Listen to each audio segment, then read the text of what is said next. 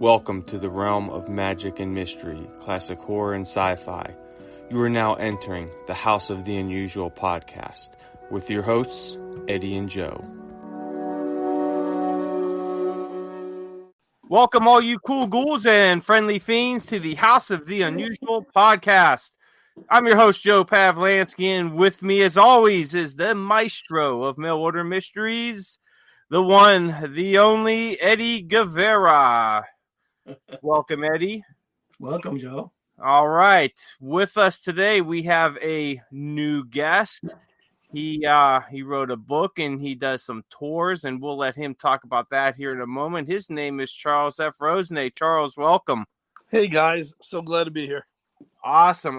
So before we get into our discussions and we talk about our guests, I want to let everybody know that you need to go over to mymoviemonsters.com. And if you haven't already, pick up the new issue of Scary Monsters number 126. It is Tolkien's Evil Beasts and Mythical Monsters issue. Tons of cool fantasy monsters in there from the Tolkienverse and a lot of different stuff as well.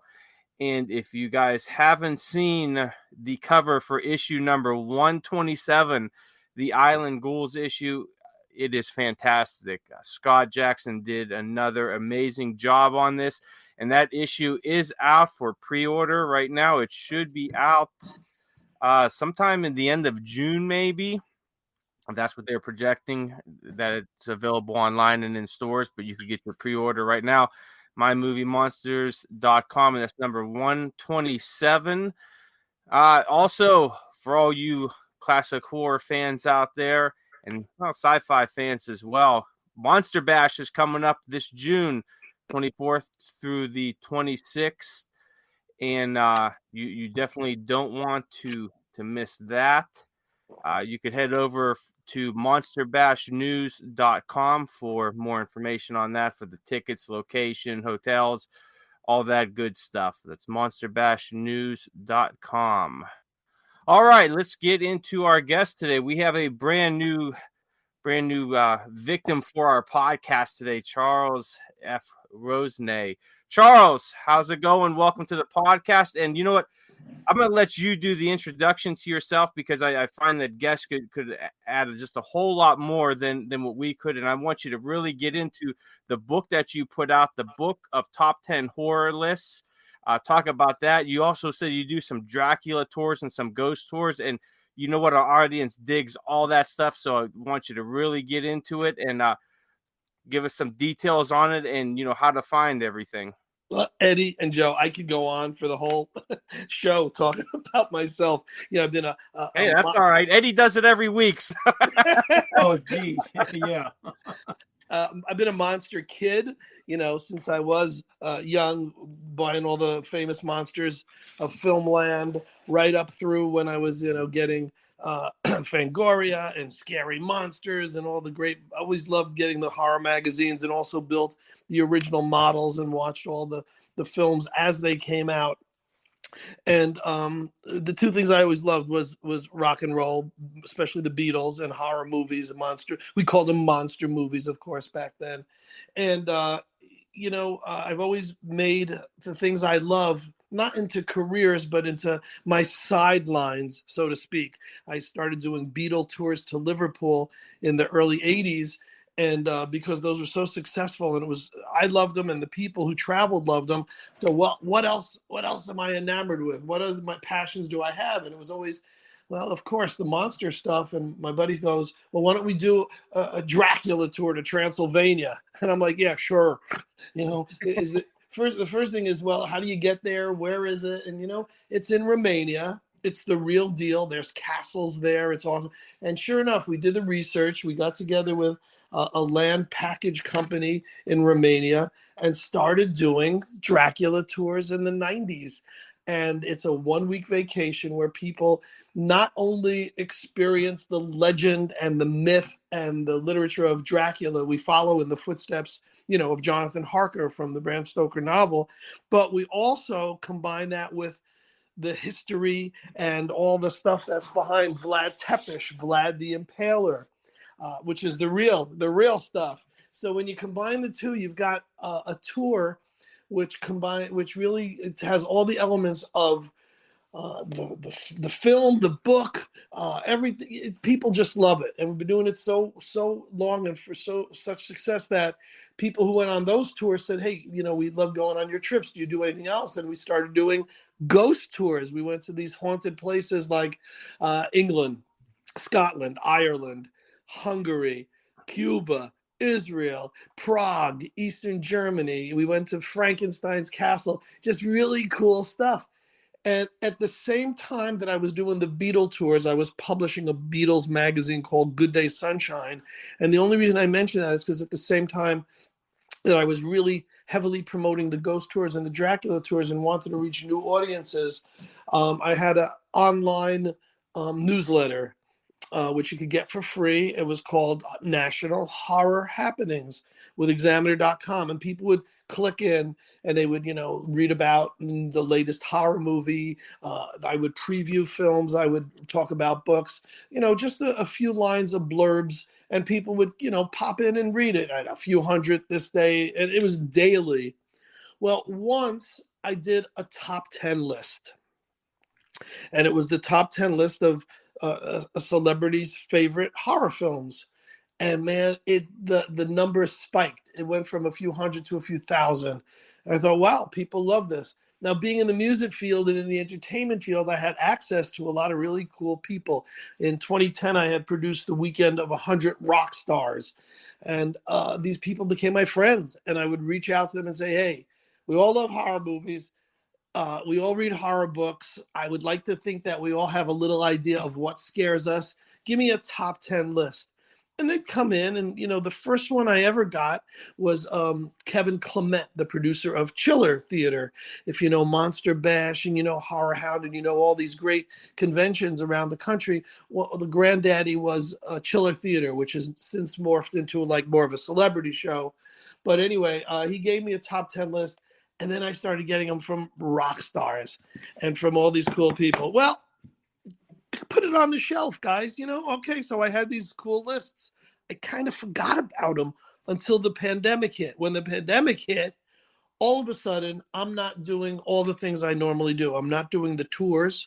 I'm not bringing anyone to Transylvania or to Liverpool or to England for any trips. I'm a DJ by trade. I do parties. I do weddings and all those school dances and all that fun stuff. I ain't doing that either. I mean, there's nothing that. Well, I remembered that I had all these lists, and I thought, all right, maybe I have 20 or 30 or 40 of them. It turned out I had 80 lists. And I said, wow, if I could hit 100, that was my goal.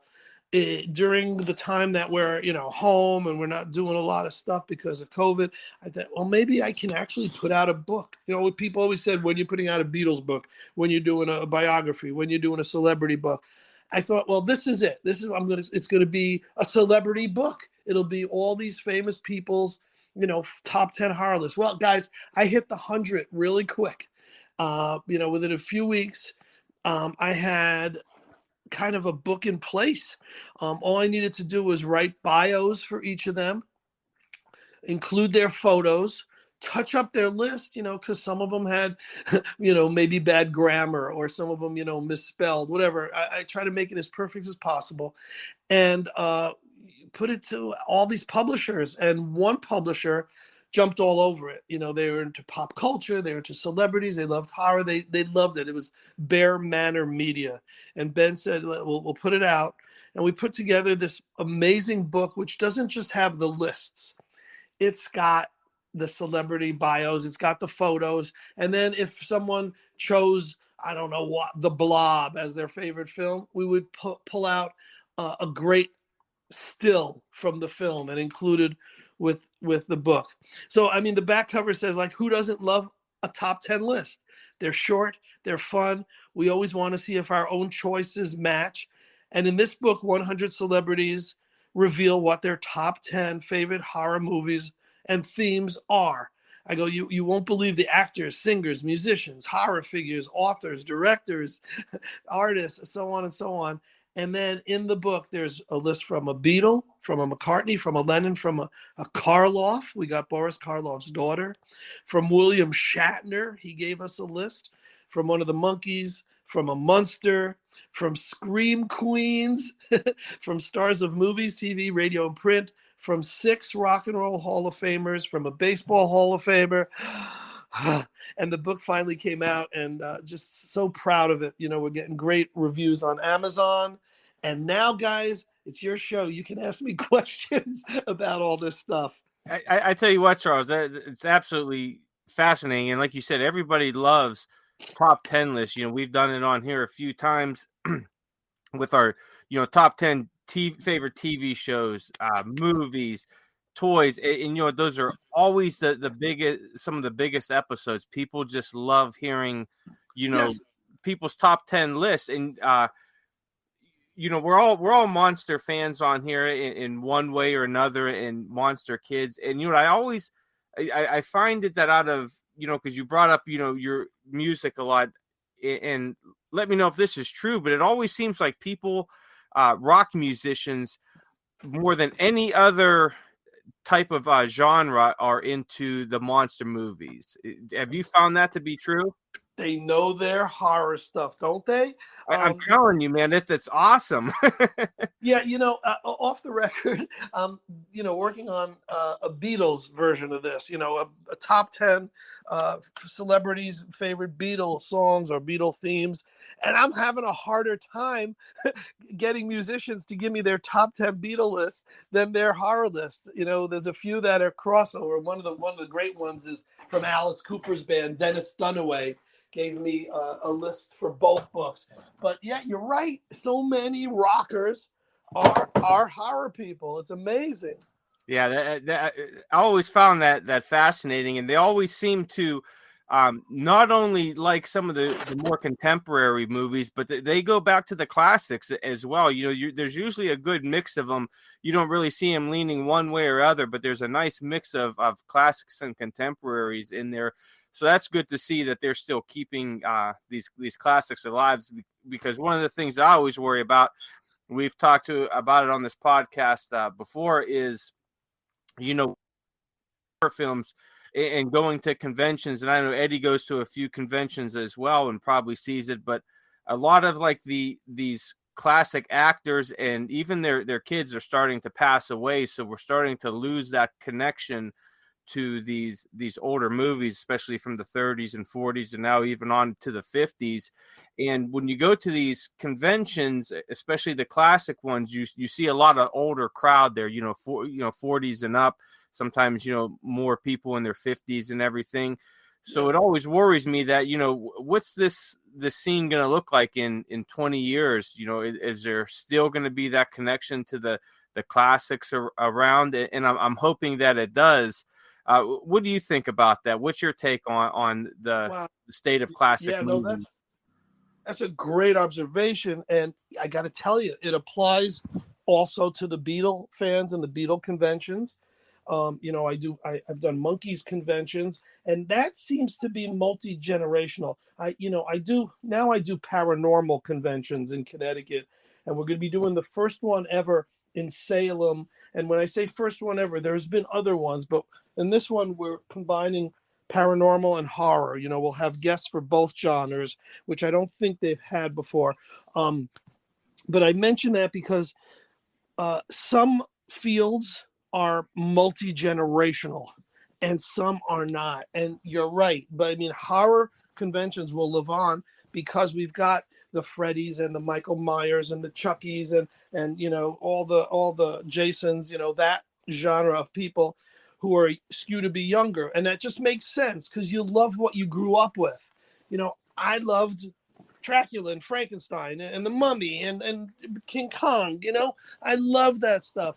My kids don't. And if I try putting on a black and white Bela Lugosi movie, I get it.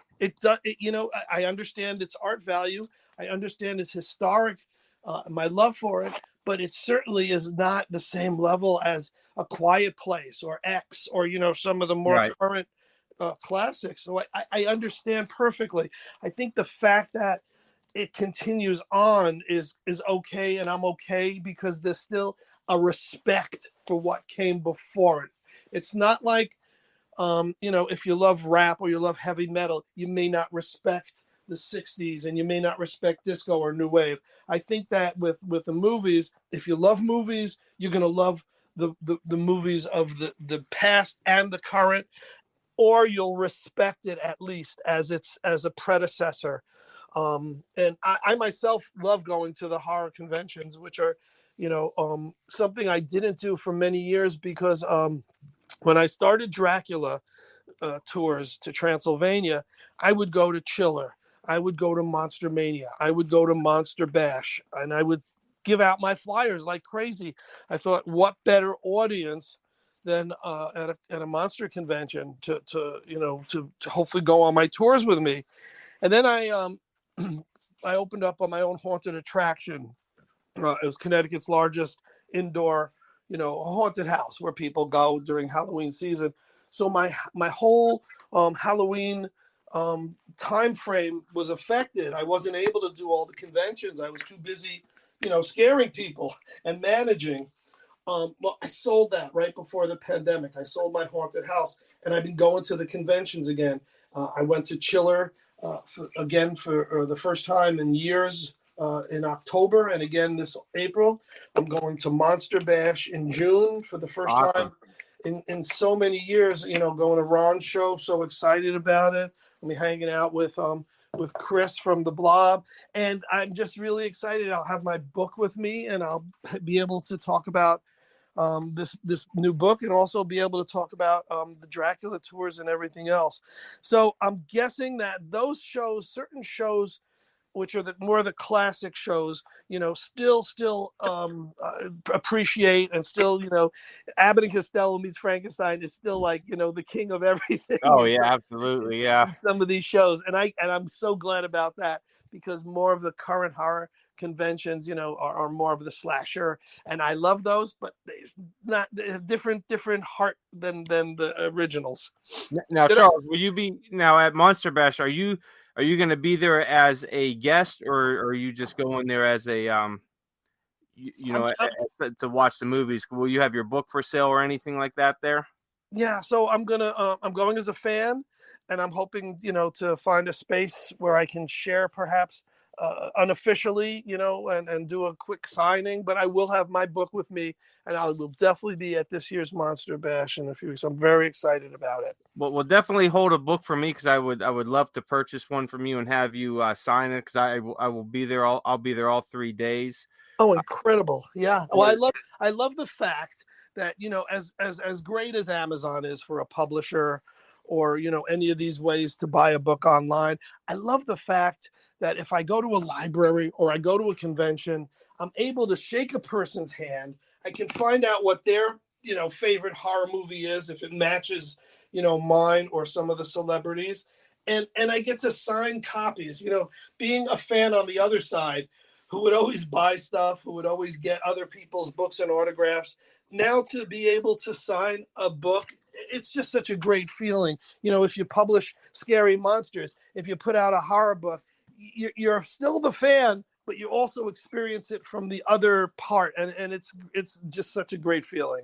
Yeah, I tell you, a couple of years back, I published 2 books through Arcadia Publishing on just some local history, and doing the book signings, I felt so kind of weird doing them, because right, people coming up and thanking me and wanting me to sign their books, and I always felt like weird. Like I just wanted to, I put the books out because I love it, and I just wanted to talk about history with people and all that, and people wanted me to sign. I always felt weird, but it was very humbling, and I felt very good, like that people were actually interested in it and liked what I did. So yeah, that it's a great feeling, and it's something that that you've accomplished, something that other people appreciate out there. Yes, that's well said. I approached Arcadia because my next book I'm working on, now that I've been in the paranormal field a lot, is True Ghost Stories of Connecticut. I got all the paranormal investigators from the state, people who've had clairvoyance, all this, who've had incredible experiences, to give me a chapter, to tell me what their scariest encounters were. and I put together the book, and I approached Arcadia, and they said, well, if it's more specific, if it's the town of New Haven, if it's, you know, a more narrowed area, we'll put it out. But I wanted it to be all of Connecticut, you know, it's my whole state and all that. And Right. so I'm publishing it myself, and it won't be ready for Monster Bash, but that's the next of my genre books. What's really exciting is I do the Connecticut Paracon, Paraconn, Paranormal Convention, in July, and then the Salem one I mentioned, you know, that's in November. So hopefully I'll have those books there, because that's the perfect place, you know, to be able to promote. It's all about promotion. You know, you can put out a book and it sits on your own shelf, and, you know, your uncle and your grandma have a copy, and maybe, you know, one person found it by mistake. But if you promote it and you're out there and you're talking about it and you're doing podcasts with guys like you, you know, interviews, hopefully, you know, word gets out and people get it. They understand the fun. Like the horror book, which is Book of Top 10 Horrorlists.com with the number 10. If people go to the website, what's great is I can sign and send a copy, and I really love doing that. Beyond the lists, there's this really, really comprehensive index. And I'm not an index person normally, but what's cool about the index in this book is you get to see all the movies that are listed in the book, and you get to see who picked those particular movies. So if your favorite movie is The Exorcist, you can see, oh my gosh, 30 people out of 100 picked it, and it's this person, it's that person. It might be Bill Moseley from, you know, House of a Thousand Corpses. It might be Sarah Karloff. It might be, you know, Pete Best from the Beatles. A really cool thing to be able to see which ones match your own choices. Awesome. That sounds great. And you know what? Before we get any further, I want to continue with Eddie over there. But you know what? Later on in this podcast, before we go, Charles, I want to get your top 3 horror movies of all time. Top 10 is kind of off the hip. Is kind of, so I'm gonna put you on the spot in a little bit. I want to get your top 3 favorite horror movies and why they are. But before we get into that, Eddie, what's new over at House of the Unusual, and what's new in your part of the world? Well, anybody that goes onto the website will see what's new, my friend. A face of horror has appeared like I've never seen, and I guarantee you that out of the top 10 horror films, this one will be the top. But it's not a film; it'll be just a feature, a facial feature. Are you aware of what I'm talking about, Joe? Is it the basement one of the collection? Oh, no, it's on the site. It's on the Crypt of Classics. You can't miss it. It's a new insert on the forum. So anybody who's interested, go to the forum, go to Crypt of Classics, and get your own copy today, because it'll be gone before you know it. And something like this only comes once in a lifetime. Now, Charles, I'm going to do a little prediction here. As you know, I kind of do a little magic with I don't do magic. It really is Chuck Caputo, but I'm going to do a little ESP prediction. You're a mentalist. The top film for you will be Abbott and Costello Meet Frankenstein. And then that's what I just predicted for now. Go ahead. You're predicting that's my top one, right? I believe that's your top one, but don't say it. You can say it later. But the other thing I was going to say is it's funny how you said that you did Dracula tours and all that stuff. Yeah. In 1989, I had a magic shop in West New York, New Jersey. Mm-hmm. And we tried to do it. I tried to go ahead and I wanted to do a Bigfoot tour, or like a Search of Bigfoot kind of thing. And that was right after the movie was, it had come out a few years prior to that, which was the In Search of Bigfoot, I think it was called. Yes. Mm-hmm. And that idea just came, and I was planning to do something like that. But, I didn't go that far because I had never done it before. And it just came into mind. But when you said that, you kind of make me laugh, because not too long ago, Cassandra Peterson, which everybody knows as Elvira, Mistress of the Dark, was actually, she's doing a tour right now, one of those Dracula tours. But it's funny, though, because the price involved in it, it's enough to buy a house. You know what I'm saying? Well, with us, it's not. It's just about $2,500, which is ridiculously cheap. With us, it's not right. It's not sky's the limit. No, with her, I think it's a little bit over like $6,000, almost $7,000. Wow. And I was gonna say I would go in that, provided I got an 18-karat gold statue of Cassandra signed by her. Then probably I would go. But anyway, I thought it was interesting that you brought that up because a lot of people did that, and I'm kind of surprised that you didn't set up your own convention, kind of like Chill Theater, with all the connections you had. I thought there was at that time such a glut of them. If you think about it, there were so many conventions and they weren't far from each other. It seemed that whole stretch from like New York to Ohio, with Pennsylvania, New Jersey, it was just so many shows. And it's probably something that if I felt was a need that I might have done. But as it turns out, there's a great one in Connecticut, Horror Fest. And now it's like every other city has one, and they're such great quality. I've been very honored that there were two that had just popped up, one in Fort Wayne, Indiana, called Dead Con, and one in Florida was called Horrorville. And I was just proud to be invited to those shows as a guest author, because I'd like to think like you guys have a little charm, a little personality, know how to talk, know how to interview. So when I do those events, I really want to be part of the event. I want to MC, I want to interview, I want to be part of it, not just sit at a table and sign. Because if you're actually doing that, if you're part of the show, people want to come over and visit you at the table more. They want to really get to know you, and it makes everything that much better. It's surprising how I remember. It's funny when you say Kevin Clements. There was an old flea market way back in the day. It was called the U.S. #1 flea market, and it was in New Brunswick, New Jersey, and it was phenomenal. You'll go in there, and there was like 1,000 vendors in there, and they all had this.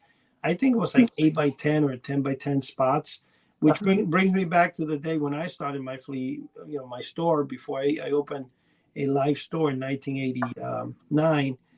Early 87, I opened up a flea market. I'm sorry, early 88.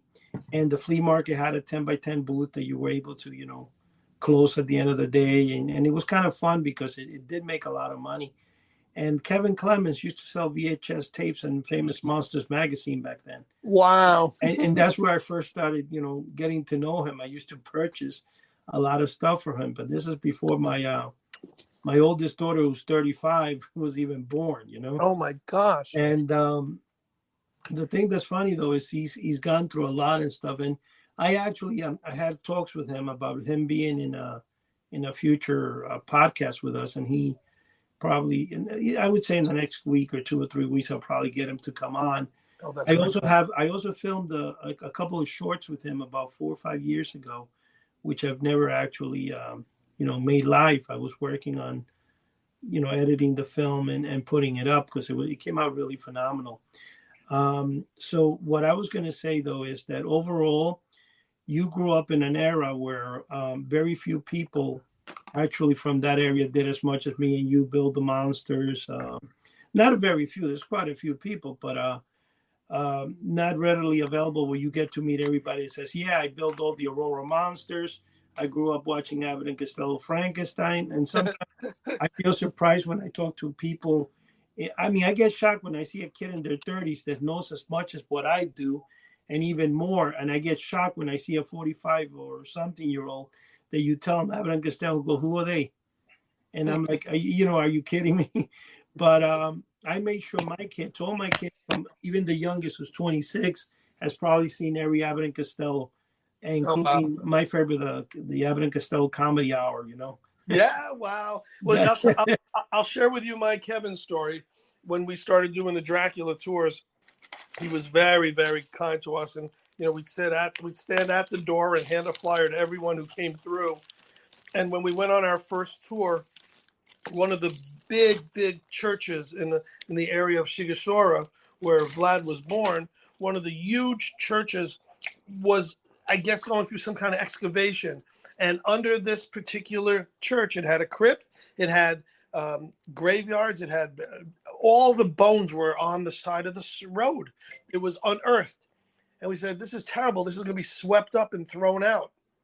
And we took a bag of human bones back to America.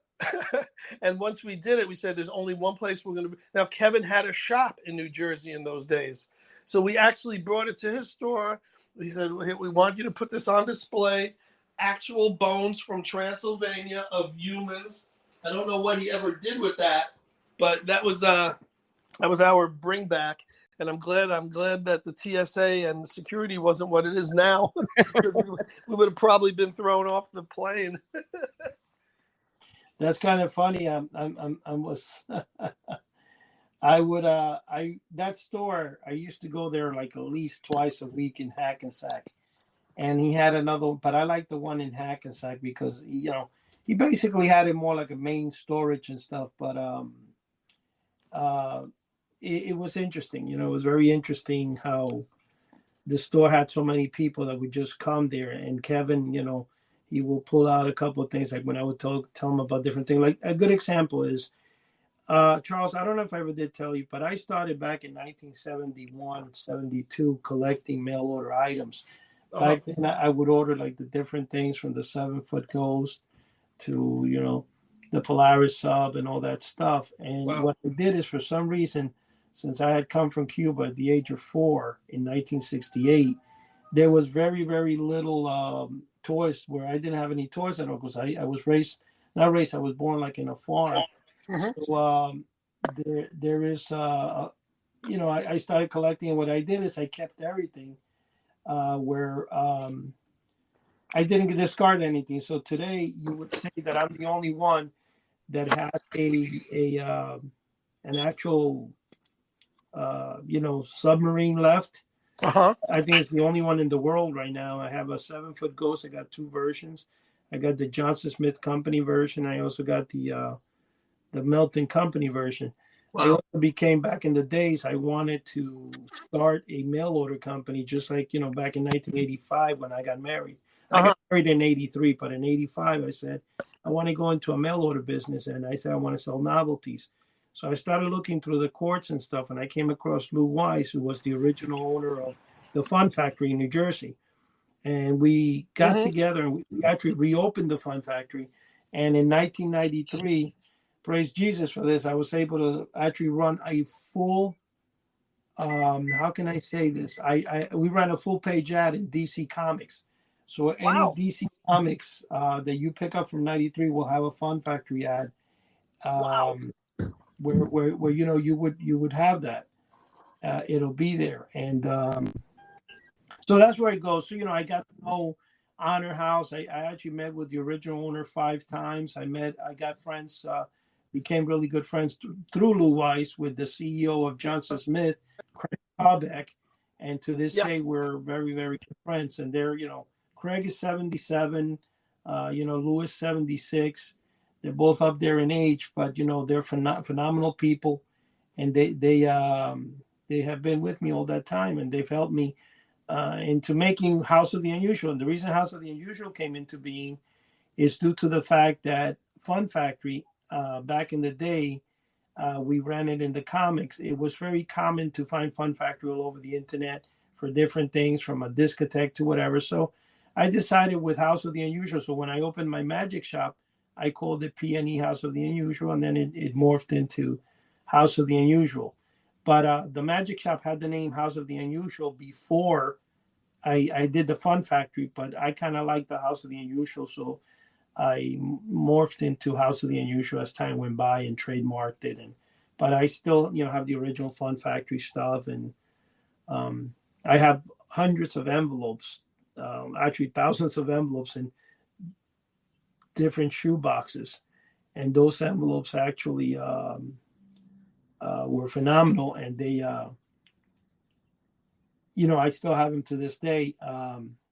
So everything worked, like I just collected for years and years, and that was it. So Joe, in the process of what's going on, bring us a little bit more about what you think, what lifted up in the new entry we have in House of the Unusual. Well, I always find that, I wanted to ask Charles this. I always found that, with there's people that like mail order stuff and magic stuff and horror stuff, they always seem to go together. If you find someone that likes that horror stuff, movies, toys, that grew up as a monster kid, put together the model kits and all that, they always, still had a little, fascination with mail order stuff, where they remember ordering stuff from, the comic books or the Boys Life magazines, where they enjoyed, magic shows and all that. And if you talk to people that, were heavily into the mail order stuff and the magic stuff, they always had a love for, horror stuff. Our buddy Chuck Caputo, who does magic, he does a lot of horror magic, and he's big into the horror movies and all that. Charles, have you found that to be true, or do you yourself, have any interest in magic or, any of these mail order novelties, or did you order any, when you were a child? I don't know how old you are, but when you were a child, did you have any opportunity to, order any of these things from magazines or comic books? Actually, Joe, if you noticed, I don't know, but I think Charles went to Romania. Oh, Charles, he took his he took a Dracula tour down to Pennsylvania. We wanted to get his list, but hey, that's what technology does. So hopefully, Eddie, you could work on trying to get him back. But I was trying to get him back on right now, and it was kind of interesting. That's what I noticed. I think there you go, Charles. Oh my gosh, so sorry. I was loving your story about the company and all that, and I was thinking, wait a second.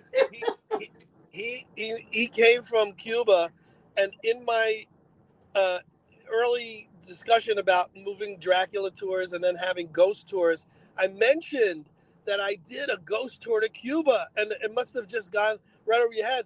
That was one of I heard that. I just thought it was kind of funny though, because I said to Joe that I think you left to go to Transylvania. Yeah, we thought you took a Drac tour, real quick, because you're asking a question, and then Eddie's like, "Hey, he's gone." I said, "Where did he?" Well, that's why I Transylvania.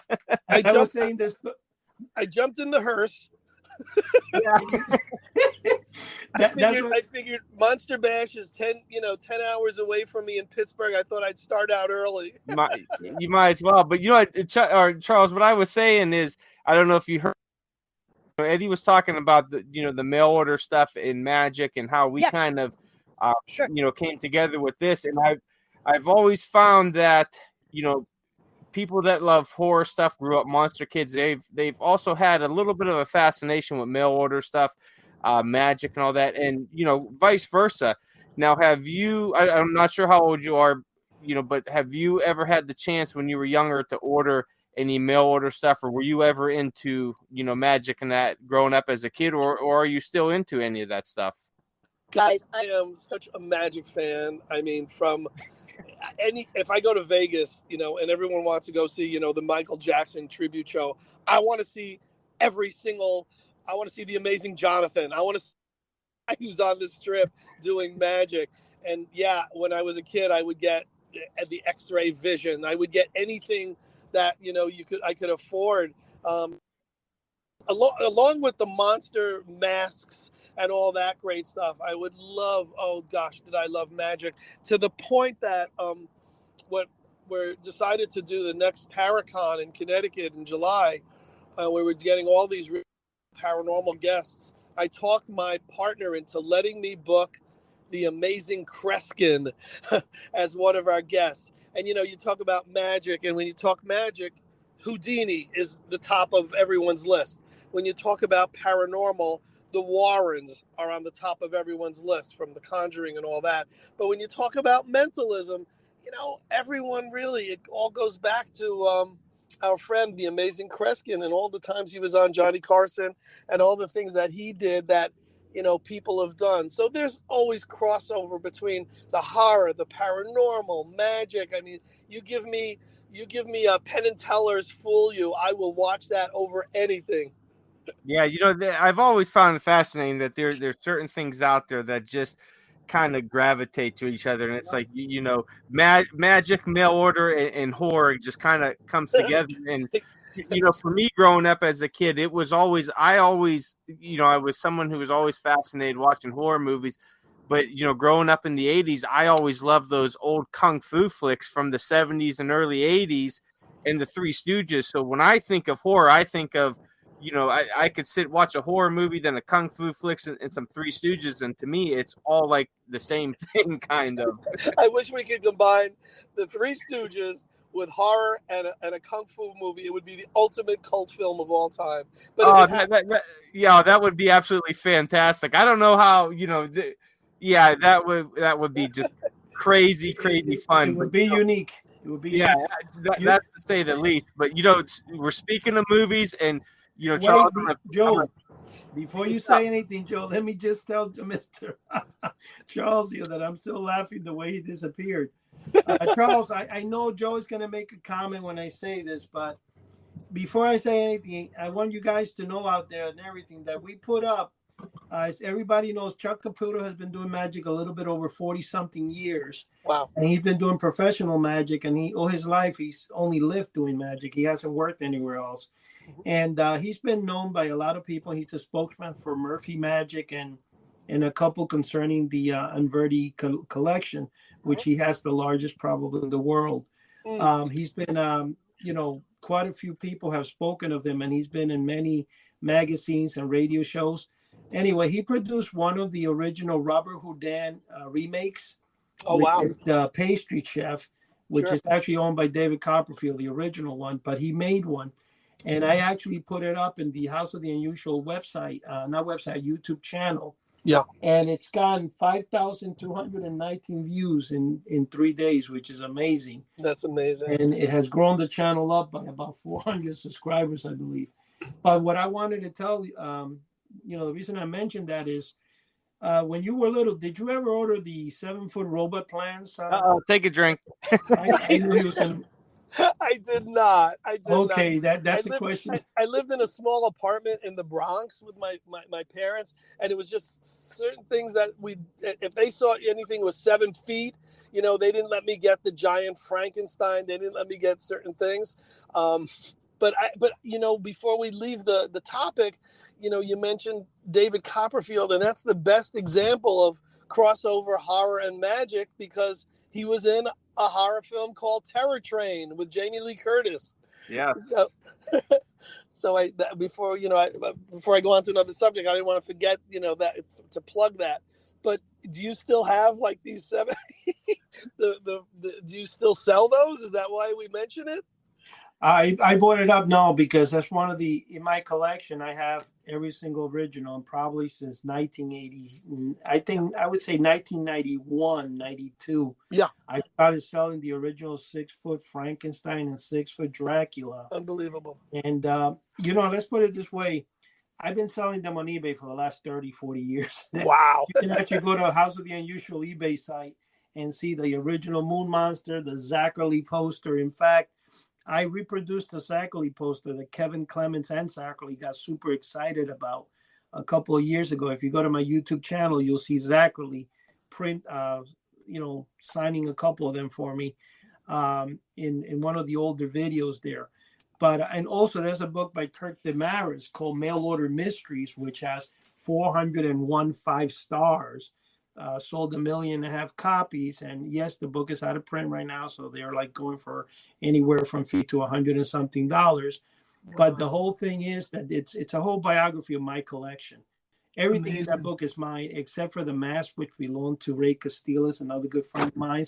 He's probably the best, not the best, the largest Topstone mask collector in the world. He got all the original Topstones from the Teen Wolf that was very famous in mail order back in the day. But the whole thing is that what I'm saying is when you see Kirk flew over here, and he spent 4 days with me photographing my collection. Yeah. There's not too many people that have the original 6-foot Dracula and Frankenstein with the original box. Right. Wow. Except for Rob Zombie in his Horror Business, the book. You can see pictures of them there. You can see the pictures of mine inside Mail Order Mysteries.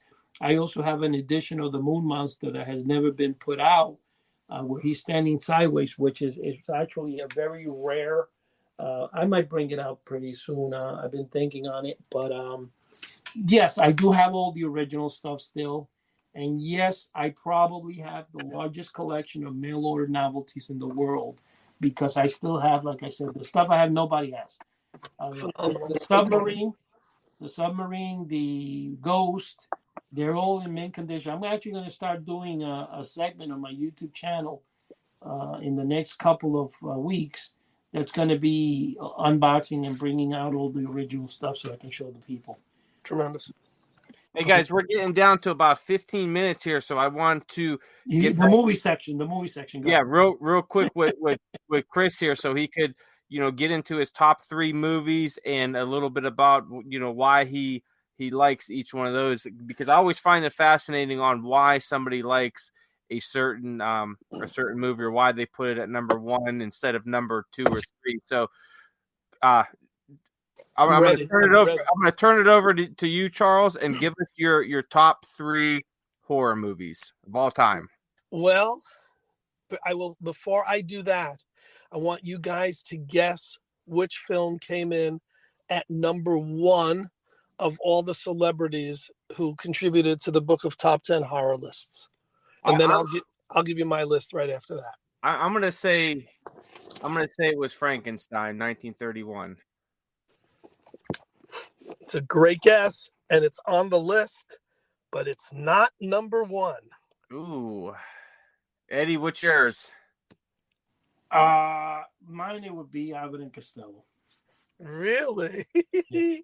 Wow. So I will tell you that Frankenstein came in 4th. Wow. Dracula really? came in 5th. I'll give you the top 5. And then number 1 was The Exorcist. Number 2 was Psycho. Number 3 was The Shining, and which I guess you can consider them more contemporary, even though they were 60s, 70s, and 80s, still more contemporary classics. And then Frankenstein and Dracula.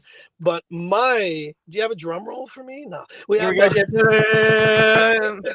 Number 3 is a movie that didn't even make it to anyone's top 10 list in my book. Not one celebrity picked it. And before I give you the title, I will tell you that it's a rock musical that was based on Dorian Gray, Dr. Jekyll and Mr. Hyde, and the Phantom of the Opera. It's a Paul Williams musical called Phantom of the Paradise. And it's one of my favorite cult films. And when I talk to people who don't know horror, has never heard of it. They all know Rocky Horror. That's my number 3. That was 1974, I believe, correct? Right. Oh, yeah, sure was. Yes. Awesome. Okay, great movie, man. If nobody out there has ever heard of it, this is your chance now. Go and check it out. Find it on DVD, VHS, or YouTube or something, and go ahead and check it out. Number 2. Check.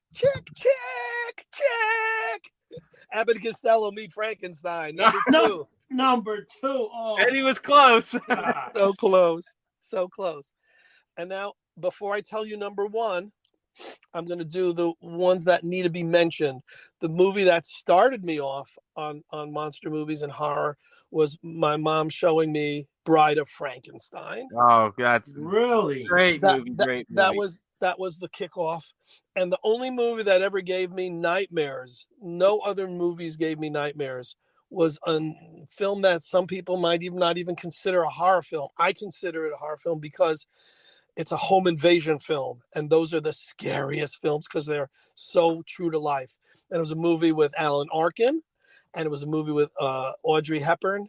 And the title was Wait Until Dark. And that's the only movie that gave me nightmares, guys. I was up all night thinking people were breaking into my house. You want to hear something now that you mentioned that, Charles? And I know every time I tell Joe that could be the reason of the face in the website, but Don't Be Afraid of the Dark. Remember that one? Love it. Great movie. Yeah, that film gave me the creeps. I didn't like that film. Even to this day, I don't. I got to tell you though, if you really want to say my number ones would be Abbott and Costello Hold That Ghost, which is phenomenal. And Abbott and Costello Meet Frankenstein. I'm stuck in the 2 as to which is better. Yeah.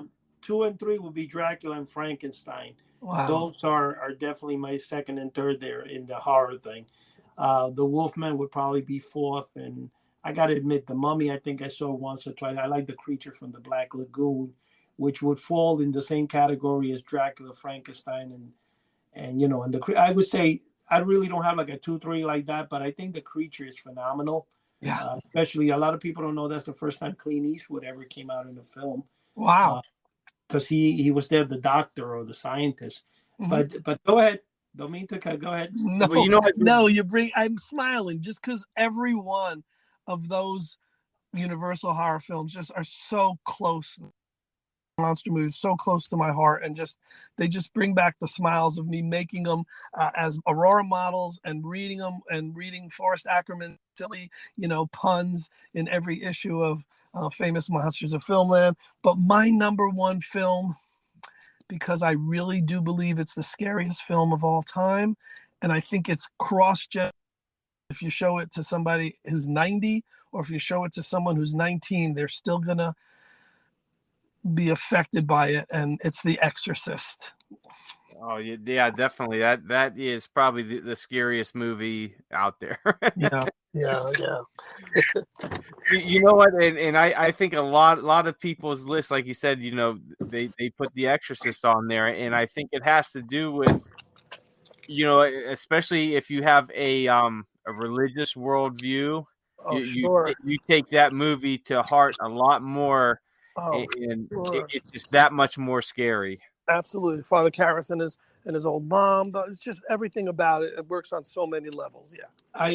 Absolutely. I tell you what, I'm not a religious person or anything like that by far, but I still have issues watching that movie. I can't tell you have the lights off because it's almost like so realistic. And I've dug a little bit into the actual story behind that, and of course that Hollywood took a lot of liberties and everything with the movie, but man, it is still scary. I don't know how you could ever beat that movie. Right.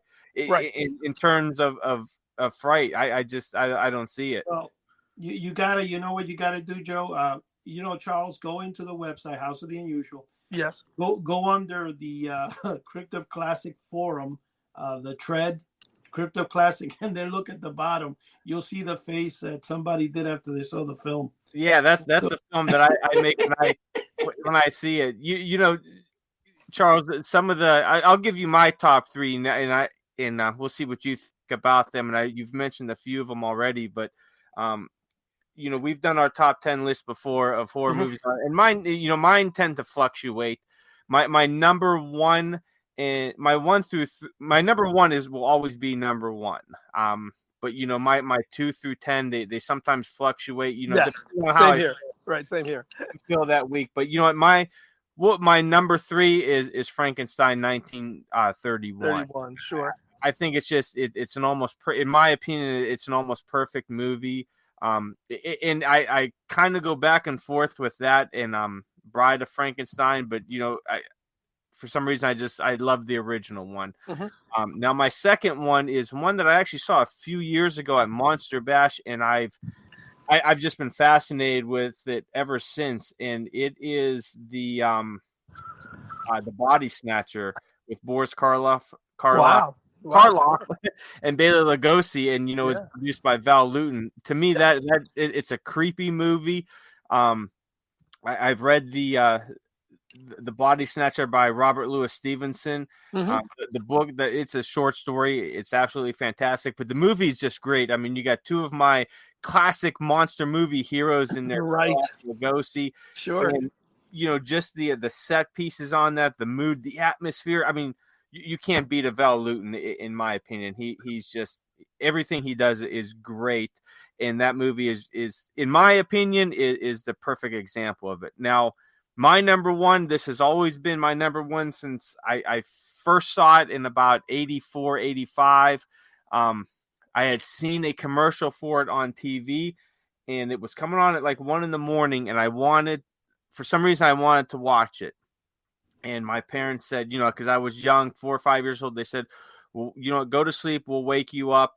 And you could watch it with us. So I remember they woke me up, and I had one of those big arm pillows that you could lay with on the floor, and they made me some popcorn, and I watched the movie, and it wasn't so much that it was scary, but I just, to me, I just fell in love with it, and I've been in love with it ever since, and that is the 1931 Dracula. Wow, there you go. Dracula, huh? To me, that is the best movie in the world. I just I can't get enough of it. Lugosi's performance is great, and you know what? It's too bad he didn't also star in the Spanish version, because if you watch the Spanish version and the American is much more static, and the Spanish version is dynamic. But Lugosi just blows it out of the water. Yeah, no doubt. He does. Yeah, I wish I could have seen him on stage. Oh, Dracula. Absolutely. You would be very old today, my friend. Yeah, you know what? And it just, this goes to prove at how much of an impact that movie had throughout history, is that if you go up to any little kid, whether they've ever seen the movie or not, and you ask them to do an impression of Dracula, they will give you, I want to suck your blood, and that came directly from Bela Lugosi. That was him, and these kids, without knowing it, know Lugosi, and I think it's absolutely phenomenal. It's a great call. You're absolutely right. It is ingrained in our pop culture brain and of every generation. But when you think of Dracula, it's Bela, no doubt. Yeah, Yes, I mean, every little kid. I have a question, because I hear the background there, and I think, Charles, it's in your area. And I think I heard the opening door. You're not putting together any monster seance or something for us, are you? Well, I left the hearse. I'm in the crypt now. Okay, you're digging. I'm surrounded by rats. I'm surrounded by bats. There's some crickets. There's some frogs. Yeah. Awesome. You guys are very astute. You're hearing all the background noises. Hey guys, we got about 3.5 minutes here, so. Charles, I want to give you about 1.5 minutes to kind of wrap it up and say whatever you want to say. Give out some of your websites as well. Yes. And where you'll be in the next few months, maybe as a guest at a convention or whatnot. Yeah. So I hope to see people at Monster Bash unofficially. I'll have books with me. I will look forward to meeting people and signing copies of Book of Top 10 Horror List. The website for that, which is the best place to order online so you can get a signed copy, is www.bookoftop10, and it's the number 10, not TEN, bookoftop10horrorlists.com. If you're cheap, you don't want a signed copy, you can always get it on Amazon with free shipping. For the Dracula Tours to Transylvania, which we do every year, go right to the website www.dractours.com, DRACTOURS. Take a vampire vacation with us. You'll get to, if you go to tour reports, you'll get to see every year in the past all the people who went, what we did, where we went. It's really exciting. And if you're in the East Coast and you'd like to come to one of my paranormal conventions, it's PARACONN, Paracon.org, but it's CONN, like Connecticut, Paracon, PARACONN.org. And if you want to, in November, come to Salem, Mass, and soak in all the witchcraft stuff and everything else, and also come to our paranormal and horror convention, November 12th through the 13th. You can go to www.salemparacon with one N, SALEM, Salem, PARACON.org. And I will leave it at that, because I probably have 50 other projects that we haven't discussed that we can save for a future show. All right. Now, real quick, what's the website for those Dracula tours? Dractours.com, DRACTOURS, Dractours.com. Awesome. Great. And Charles, thank you so much for coming on. And this was a great conversation. I mean, me and Eddie, we could talk monster stuff, for another 2-3 hours. And we hope to have you on again. I hope to definitely see you at Monster Bash. And I definitely want to get a book signed, and hopefully we could set some time aside and just sit around and talk monsters, because that's one of the best parts, I think, of conventions is meeting people and just talking monsters, because sometimes we don't get to do it in our everyday lives, but for 3 days we're at a place where everybody's just like us. They have this love for the monsters, so so true. Definitely look forward to that. Everybody out there in podcast land, Thank you for joining us. Once again, we are out every week. Find us on your favorite podcast platform. Subscribe to our channel. Give us a good review if you so choose. Also, find us on YouTube at House of the Unusual. Subscribe to our channel, like our videos. Eddie and Chuck are always putting out some great stuff. And also our flagship site, houseoftheunusual.com. Join our free forum. Check out the top of Crypto Classics there. Eddie just put out a great picture. And guys, we are out of time. That's all we wrote. So Charles, Eddie, thank you for joining us, and good night, everyone. Thanks, God guys. bless. Bye-bye. Take care, buddy. Thank Bye-bye. you. Bye.